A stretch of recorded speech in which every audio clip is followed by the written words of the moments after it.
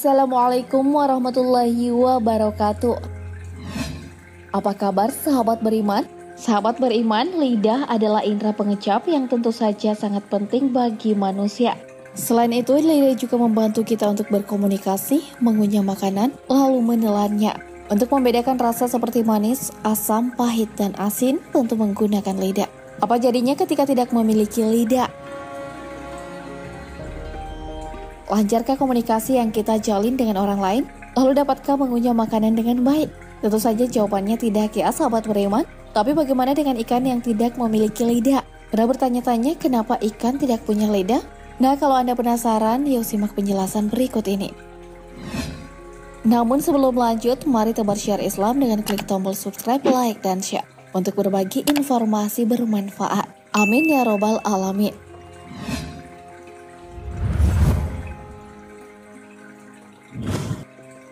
Nah, pertanyaan tentang mengapa ikan tak berlidah ternyata dulu sudah diajukan oleh salah seorang sahabat kepada Nabi Muhammad. Beliau pun menjelaskan sebab-sebab ikan tidak memiliki gigi. Ketika Adam alaihissalam diciptakan oleh Allah Subhanahu wa Ta'ala, para malaikat diperintahkan bersujud kepadanya. Tapi ada satu malaikat yang tidak mau sujud kepada Adam alaihissalam karena merasa lebih mulia dari Nabi pertama tersebut, ialah Azazil. Azazil merasa lebih mulia daripada Nabi Adam alaihissalam karena diciptakan dari api, sedangkan Nabi Adam dari tanah.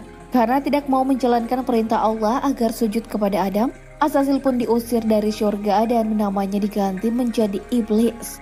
Dan rupanya yang elok juga diganti menjadi buruk. Iblis pun diturunkan ke bumi. Iblis terus turun ke laut. Makhluk yang pertama kali ditemui adalah ikan. Iblis pun menceritakan kekurangan Adam alaihissalam kepada ikan dengan berkata, sesungguhnya Adam itu amat suka memburu dan membunuh binatang-binatang yang ada di laut dan juga di darat. Ikan pun tak mau ketinggalan untuk menyampaikan berita ini kepada hewan lain. Oleh karena itulah Allah menghilangkan lidah ikan tersebut. Allah tidak menyukai jika ikan menyampaikan berita yang tidak benar. Perbuatan ikan ini adalah perbuatan menyebarkan berita bohong dan dapat menimbulkan adu domba. Perbuatan seperti ini adalah perbuatan yang tercela. Nah, sahabat beriman, dari kisah tidak adanya lidah yang dimiliki oleh ikan memberikan pelajaran bagi kita bahwa walaupun lidah tak bertulang tapi bisa mendatangkan banyak kejahatan. Kejahatan yang ditimbulkan tersebut ada dua, yaitu lidah yang banyak bicara kebatilan dan lidah yang diam terhadap kebatilan. Hal yang dimaksud adalah banyak bicara yang tak perlu dan diam walaupun ia mengetahui kebenaran. Dua-duanya merupakan sumber kehancuran. Lidah diibaratkan setajam pedang. Menggunakan lidah harus sama hati-hatinya dengan menggunakan pedang. Menumpahkan darah atau membuat masalah lebih besar lagi karena hasutan. Imam Abu Ali Ad-Dawqah pernah mengatakan, orang yang berbicara dengan kebatilan adalah syaitan yang berbicara, sedangkan orang yang diam dari kebenaran adalah syaitan yang bisu. Berbicara mengenai lidah, indera ini merupakan salah satu nikmat yang besar bagi umat manusia. Selain nikmat iman dan nikmat Islam, nikmat dianugerahkan lidah kepada kita juga perlu disyukuri karena dengan lidah kita bisa mengungkapkan kehendak dan isi hati. Allah Ta'ala berfirman, Allah yang maha pemurah, yang telah mengajarkan Al-Quran. Dia menciptakan manusia, mengajarnya pandai berbicara. Quran Surah Ar-Rahman ayat 1 hingga 4. Nah, sahabat beriman, hal ini selain nikmat yang besar juga merupakan tanda kekuasaan Allah. Oleh karena itu, penciptaan anggota tubuh juga disebutkan di dalam Al-Quran. Bukankah kami telah memberikan kepadanya 2 buah mata, lidah, dan 2 buah bibir? Al-Balad ayat 8 hingga 9. Lidah memiliki 2 sisi mata uap. Jika seorang hamba menggunakan lidahnya untuk membaca Al-Quran, berzikir, berdoa kepada Allah, dan untuk amar ma'ruf nahi mungkar, atau untuk lainnya berupa ketaatan kepada Allah, inilah yang dituntut dari seorang mukmin. Ini merupakan perwujudan syukur kepada Allah terhadap nikmat lidah yang telah diberikannya kepada kita.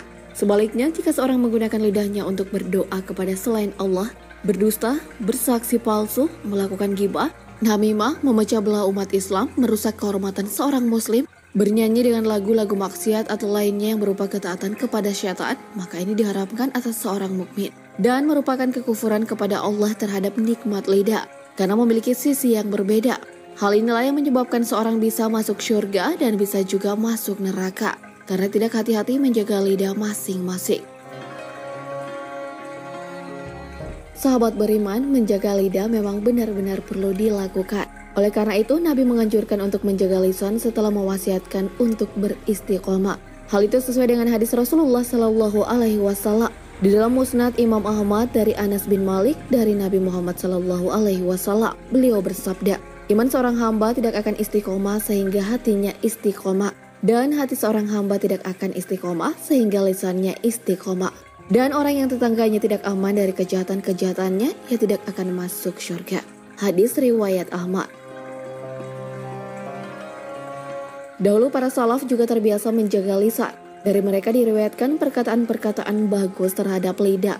Salah satunya adalah diriwayatkan bahwasanya Umar bin Al-Khattab berkata, barang siapa banyak pembicaraannya, banyak pula tergelincirnya. Dan barang siapa banyak tergelincirnya, banyak pula dosanya. Dan barang siapa banyak dosa-dosanya, neraka lebih pantas baginya.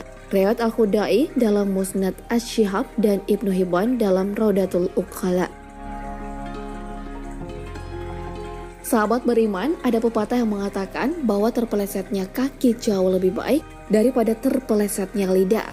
Hal tersebut terjadi karena sulit menyembuhkan luka yang sudah ditimbulkan oleh lisan. Walaupun sudah bermaaf-maafan secara lahir, tapi yang harus diingat adalah boleh jadi seorang memaafkan perbuatan atau ucapan kita, tapi belum tentu dilupakan. Karena bahayanya kata-kata yang bisa dikeluarkan oleh lisan. Rasulullah pun menganjurkan hanya berbicara yang bernilai positif saja. Hal ini sesuai dengan hadis beliau, barang siapa yang beriman kepada Allah Subhanahu wa Ta'ala dan hari akhir, maka hendaklah ia berkata dengan perkataan yang baik, atau hendaklah ia diam. Hadis riwayat Bukhari. Dari hadis ini Imam Syafi'i menjelaskan bahwa jika ingin mengeluarkan kata-kata atau mengatakan sesuatu dari mulut, haruslah difikirkan terlebih dahulu baik buruknya. Jika mengandung hal-hal yang positif, bolehlah dikatakan, tapi jika membuat orang lain tersinggung dan menimbulkan kegaduhan, sebaiknya tak usah dikatakan atau disimpan rapat-rapat untuk diri sendiri.